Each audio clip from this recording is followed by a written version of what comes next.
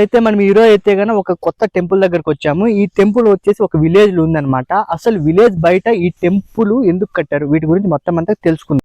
Okay friends, అయితే మనం చూడండి వేప చెట్టు ఉంది, అలాగే ఇక్కడ పాడుబడిపోయిన ఒక గుడి ఉంది అనమాట. ఇక్కడ పూజలు ఏమీ లేవు. అసలు ఈ గుడిలో నాకు తెలిసి దాదాపు అంటే అక్క దేవతలు ఉంటారు.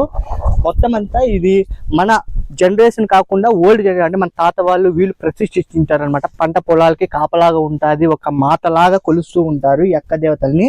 అంటే ఇప్పుడైతే ఎవరు పట్టించుకోక ఇలా పూజలు లేక ఇలా పడిపోయే మొత్తం గుడి అంతా కూడా నాశనం అయిపోయింది అనమాట.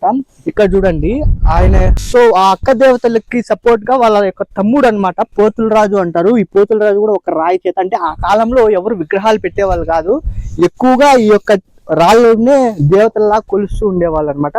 అందుకోసమే ఈ గుళ్ళు కట్టించి ప్రతి ఒక్క విలేజ్ నలుమూలలా ఉంటాయి. మనం చూసినట్టయితే కనుక విలేజ్ లో మటుకు ఎక్కువ కనపడతాయి. సో ఇవి సిటీ వాళ్ళకైతే కనుక యూజ్ అవుతాయి అనేసి ఈ వీడియో కంటెంట్ రూపంలో మీకు అందిస్తుంది.